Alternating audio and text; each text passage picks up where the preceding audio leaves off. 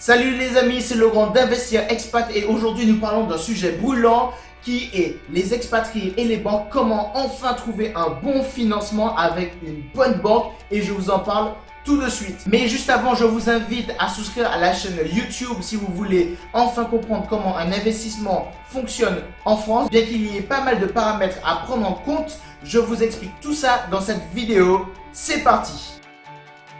Alors autant être honnête avec vous, j'y ai passé des heures et des heures. J'ai appelé en fait, si je me rappelle bien, une quarantaine de banques et ça c'est sans rigoler. Et sachant que je suis en Indonésie, pour ceux qui ne me connaissent pas, je restais éveillé parfois toute la nuit pour pouvoir appeler que certaines banques et au final pour qu'elles me disent la même réponse: désolé monsieur, nous ne finançons pas les expatriés.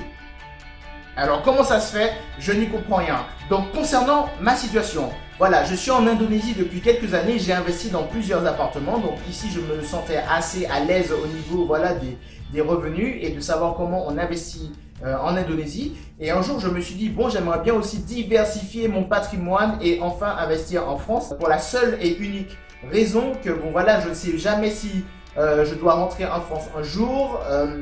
Il faut dire aussi que ce sont des pays, la France est un pays plus ou moins stable. On sait que le patrimoine qu'on va développer en France va prendre de la valeur. Donc voilà, donc moi je me suis dit je veux développer mon patrimoine. J'ai un revenu qui est assez intéressant, donc je me suis jamais dit que j'aurais un problème. Et lorsque j'ai appelé les banques pour la première fois, alors là ça a été totalement le choc. Elles m'ont dit toutes, mais sans rigoler, elles m'ont toutes dit: désolé monsieur, malgré votre situation qui est confortable, nous ne finançons pas les expatriés parce que vous êtes non-résident fiscal français. Il y a aussi eu un deuxième type de banque qui me disait: oui bien sûr monsieur, nous acceptons de vous financer. Et bien sûr je demandais: mais monsieur, quel est le taux auquel vous pouvez bien me financer? Et il me disait pour les expatriés, parce que ce sont des banques qui sont spécialisées dans les expatriés, comme par hasard.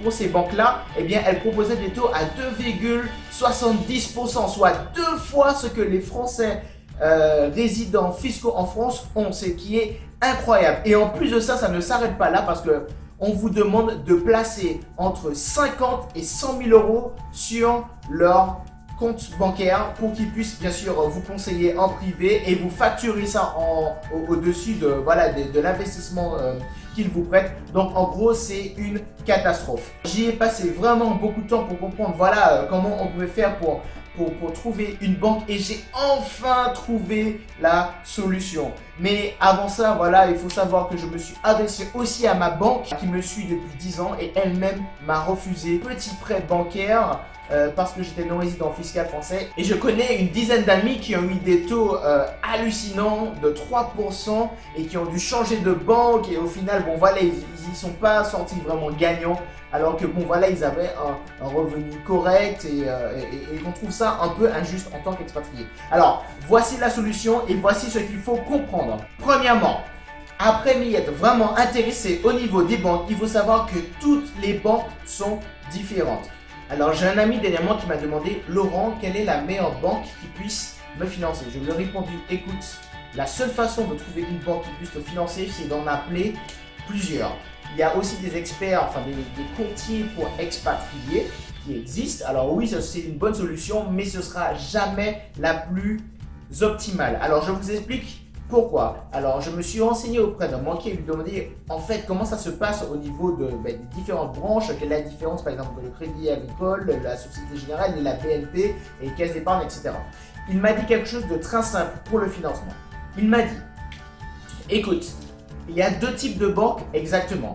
La première banque, si vous voulez, elle prend des décisions qui sont jugées comme centrales. Alors qu'est-ce que ça veut dire? Ça veut dire que quand vous allez la voir, elle a déjà un plafond qui lui dit: bon voilà, pour tel type de personne, vous pouvez lui donner tel type de taux et vous avez, je sais pas moi, vous avez tel type de prêt à accorder. Donc ça c'est le premier type de banque. Et vous avez un autre type de banque où c'est géré, comme on dit, c'est géré au niveau local. Ça veut dire que la décision n'est plus centrale au niveau de la maison mère, mais est au niveau de la branche bancaire. Et c'est le directeur de cette branche-là qui vous accordera le taux ou pas. Alors vous avez bien compris, le but du jeu, c'est déjà d'éliminer toutes les banques qui ont des décisions centrale. Alors je vais pas citer des noms ici, je vous laisserai chercher sur internet, mais je vous aide un petit peu. Les trois plus grosses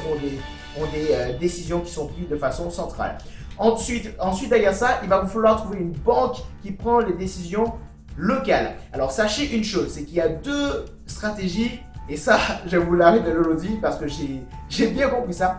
Il y a deux stratégies à adopter. Soit vous allez vers une banque qui est assez petite, et qu'est-ce qui se passe? C'est parce que les banques, entre elles, elles ont du revenu à générer. Et quand elles ont du revenu à générer, elles ont des objectifs à atteindre. Alors sachez qu'en fin d'année, les banques qui n'ont pas atteint leurs objectifs ont plus tendance, si vous voulez, à être plus flexibles.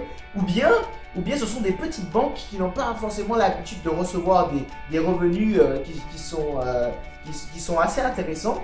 Et du coup, voilà, elles vont vous permettre d'être beaucoup plus flexibles, elles vont vous recevoir un petit peu mieux et vont vous permettre d'avoir vos prêts comme il faut. Donc c'est vers ces banques-là qu'il faut s'adresser. Alors, pas de secret, il faut aller vers les petites et moyennes banques. Je vous laisse chercher sur internet comme vous voulez, vous allez en trouver plein. Donc, c'est ça qu'il faut faire.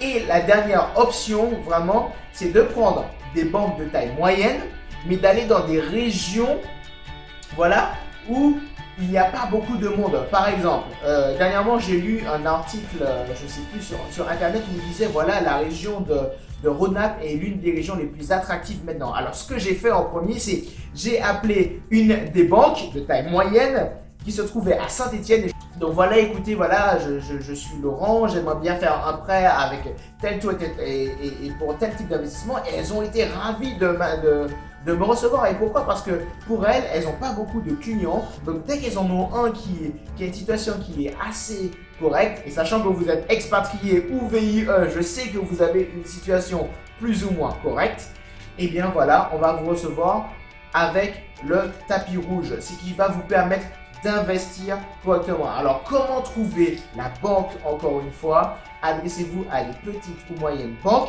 et adressez-vous à des banques qui prennent des décisions au niveau local et non pas central. Enfin, si vous avez aimé ce que je vous ai dit, je vous invite encore à souscrire à la chaîne YouTube. Alors, je suis en train aussi de préparer le blog que vous pouvez suivre qui s'appelle Investir Expat, où je posterai des articles assez souvent de façon à vous aider, parce que j'aimerais que vous ne fassiez pas les mêmes erreurs que j'ai fait au début. Je vous souhaite une bonne journée ou bonne soirée et à très bientôt.